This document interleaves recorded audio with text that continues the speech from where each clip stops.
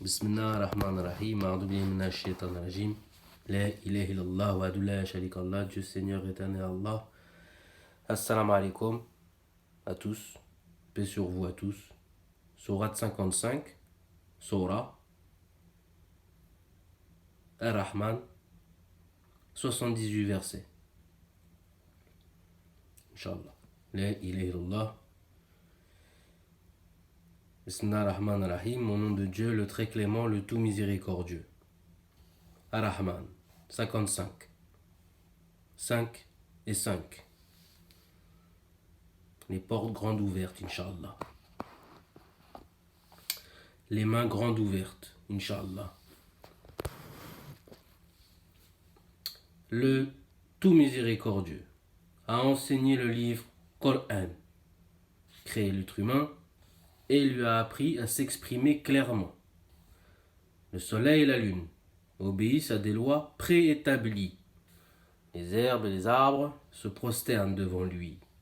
Le ciel, il l'a élevé, et l'équité, il l'a instituée, afin que vous ne fraudiez pas dans les balances, les pesées, et que vous ne faussiez pas la balance. Non, c'était les pesées avant, pardon.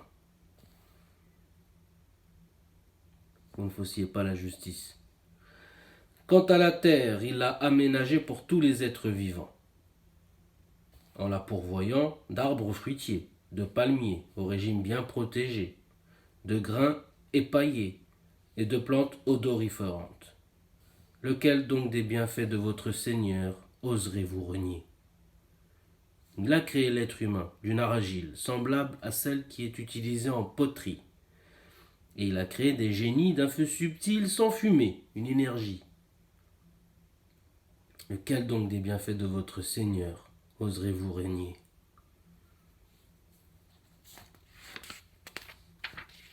Il est le maître souverain des deux Orients et il est aussi des deux Occidents, nord, sud, est, ouest. Lequel donc des bienfaits de votre Seigneur oserez-vous renier?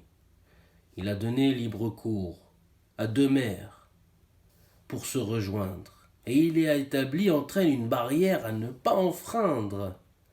Lequel donc des bienfaits de votre Seigneur oserez-vous renier? Et c'est de l'une et de l'autre des mers qu'on tire des perles et du corail. Lequel donc des bienfaits de votre Seigneur oserez-vous renier?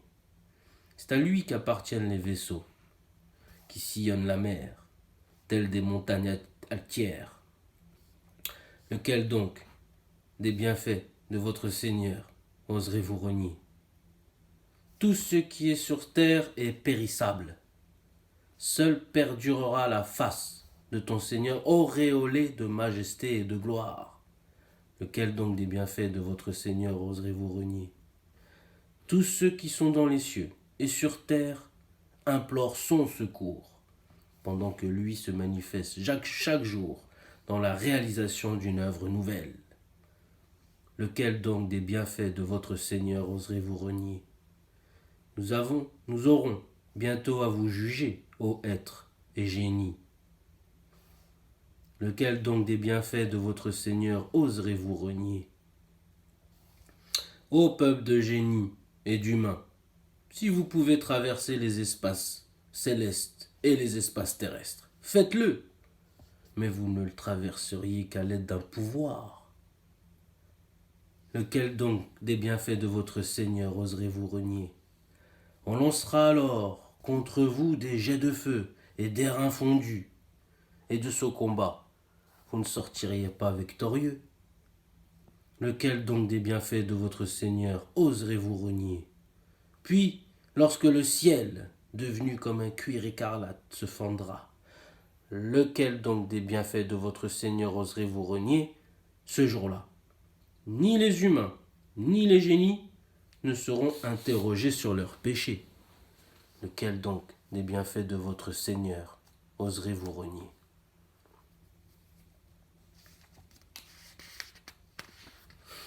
Et les criminels, reconnaissables à leurs traits distinctifs, seront saisis par le toupet et les pieds. Lequel donc des bienfaits de votre Seigneur oserez-vous renier? Voici la gêne, leur sera-t-il dit, que les criminels niaient. Et à partir de cet instant, ils ne feront que tournoyer entre brasiers et une eau portée à la température la plus élevée. Lequel donc des bienfaits de votre Seigneur oserez-vous renier? En revanche, pour ceux qui auront craint de comparaître devant leur Seigneur, il y aura 2 jardins. Lequel donc des bienfaits oserez-vous renier? 2 jardins aux multiples bosquets. Lequel donc des bienfaits de votre Seigneur oserez-vous renier? 2 jardins arrosés par 2 sources jaillissantes. Lequel donc des bienfaits de votre Seigneur oserez-vous renier? 2 jardins produisant 2 espèces de chaque variété de fruits. Lequel donc des bienfaits de votre Seigneur oserez-vous renier? Et les bienheureux s'y reposeront sur de magnifiques tapis au revers de brocart. Et les fruits des 2 jardins seront à leur portée. Lequel donc des bienfaits de votre Seigneur oserez-vous renier? Et là, ils rencontreront les houris, aux grands yeux chastes, et que nul être ni génie n'aurait auparavant effleuré. Lequel donc des bienfaits de votre Seigneur oserez-vous renier? Des houris dont la beauté aura l'éclat de l'hyacinthe et du corail. Lequel donc des bienfaits de votre Seigneur oserez-vous renier? Y a-t-il d'autres récompenses pour le bien que le bien lui-même? En 60. Lequel donc des bienfaits de votre Seigneur oserez-vous renier? Et en deçà de ces 2 jardins, il y en aura 2 autres. Lequel donc des bienfaits de votre Seigneur oserez-vous renier? 2 jardins bien ombragés. Lequel donc des bienfaits de votre Seigneur oserez-vous renier? 2 jardins où coulent 2 sources jaillissantes. Lequel donc des bienfaits de votre Seigneur oserez-vous renier? 2 jardins contenant des fruits, des palmiers, des grenadiers. Lequel donc des bienfaits de votre Seigneur oserez-vous renier? 2 jardins habités par des houris aussi belles que vertueuses. Lequel donc des bienfaits de votre Seigneur oserez-vous renier? Des houris aux grands yeux et beaux retirés de leur logis. Lequel donc des bienfaits de votre Seigneur oserez-vous renier? Des houris qu'avant eux nul être ni génie n'avait effleuré. Lequel donc des bienfaits de votre Seigneur oserez-vous renier? Et les bienheureux reposeront sur 2 coussins et de magnifiques tapis. Lequel donc des bienfaits de votre Seigneur oserez-vous renier? Béni soit donc le nom de ton Seigneur, plein de majesté et de munificence. Bismillah ar-Rahman ar-Rahim. A'udhu billahi minash shaitanir rajim. La ilaha illallah wahdahu la sharika lah. « 57. Le fer. Al-Hadith. 29 versets.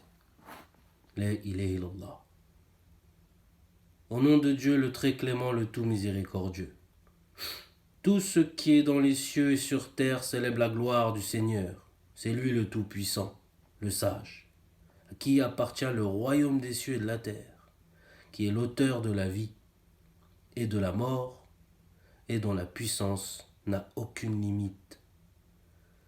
Il est le premier et le dernier, l'apparent et le caché. Il est l'omniscient.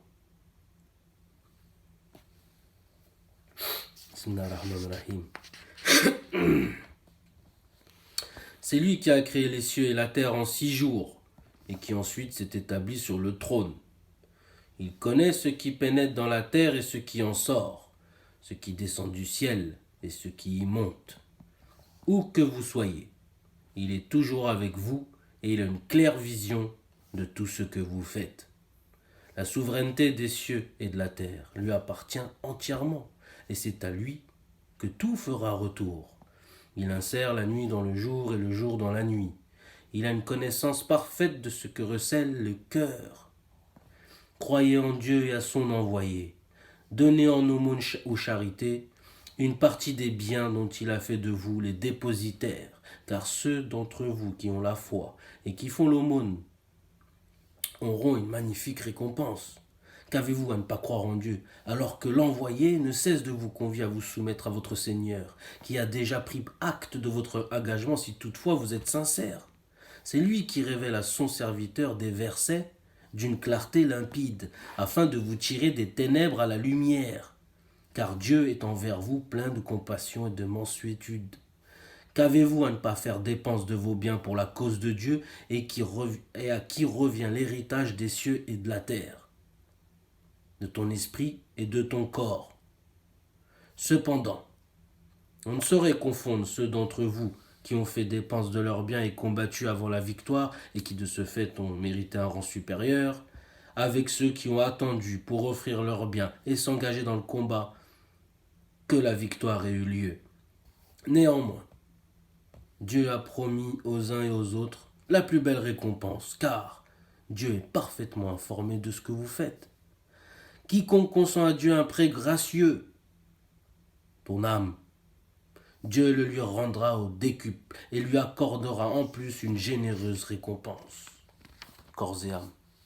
Le jour où tu verras les croyants et les croyantes avec leur lumière évoluant devant eux et à leur droite, ce jour-là, il leur sera annoncé. C'est une bonne nouvelle pour vous aujourd'hui. Voici des jardins sous lesquels coulent les rivières et où vous serez éternels. Tel est le comble de la félicité, du bonheur. Le jour où les hypocrites, hommes et femmes, diront à ceux qui auront cru, « Attendez que nous empruntions un peu de votre lumière », il leur sera répondu, « Allez chercher cette lumière ailleurs s'il en est encore temps. » Et aussitôt se dressera entre eux, une muraille, percée d'une porte à l'intérieur de laquelle il y aura la miséricorde, et à l'extérieur, juste en face, le châtiment. Et s'adressant aux croyants, les hypocrites crieront « N'y étions-nous pas autrefois avec vous ?» Oui, répondront les croyants, mais vous avez cédé à vos passions, vous avez tergiversé, douté, nourri de vains espoirs, jusqu'à ce que la mort vînt vous surprendre. Le séducteur vous a trompé sur le compte de Dieu. Aujourd'hui donc, aucune rançon ne sera acceptée, ni de vous, ni des infidèles. Vous aurez pour séjour et pour patron l'enfer, cette détestable demeure. Et ce lugubre séjour. Alors le moment n'est-il pas venu pour ceux qui croient de laisser leur cœur se remplir d'humilité à l'évocation de Dieu et devant la vérité qu'il a révélée? Ne doivent-ils pas éviter de suivre l'exemple de ceux qui avaient reçu le livre avant eux et dont leurs cœurs se sont desséchés avec le temps au point que beaucoup d'entre eux devinrent pervers? Sachez que Dieu fait revivre la terre après sa mort. Nous vous exposons clairement les signes afin que vous puissiez comprendre le sens. En vérité, ceux et celles qui font la charité et consentent à Dieu un prêt gracieux, Dieu le leur rendra au décuple et leur attribuera en plus une généreuse récompense. Ceux qui auront cru en Dieu et en ses messagers, ceux-là seront les grands véridiques et les témoins auprès de leur Seigneur, et ils auront leur récompense et leur lumière, tandis que ceux qui auront mécru et auront traité nos signes de mensonges, ceux-là seront les hôtes de la gêne. Sachez que la vie d'ici-bas n'est que jeu et amusement, appareil futile rivalité, ainsi que joue à la quantité de richesses et le nombre d'enfants. Elle est semblable à une pluie qui fait pousser une végétation qui, après avoir charmé un instant les cultivateurs, se fane, jaunit et tombe en débris. Dans l'au-delà, il y aura soit un terrible tourment, soit le pardon de Dieu et son agrément. Quant à la vie d'ici-bas, elle n'est que jouissance éphémère. Hâtez-vous donc d'obtenir le pardon de votre Seigneur et de mériter un paradis aussi vaste que le ciel et la terre, destiné à ceux qui croient en Dieu, en ses envoyés. C'est là la grâce de Dieu qu'il accorde à qui il veut, car Dieu est le maître de la grâce infinie. Aucun malheur ne s'abat sur terre ou sur vos propres personnes qui nous figurent déjà dans un livre, avant même que nous le fassions survenir, et c'est une chose si facile pour le Seigneur. Et il en est ainsi, afin que vous ne vous tourmentiez pas au sujet d'un bien qui vous échappe, ou que vous ne vous réjouissiez pas outre mesure de celui que Dieu vous accorde, car Dieu n'aime pas les superbes pleins de glorioles. Bismillahirrahmanirrahim.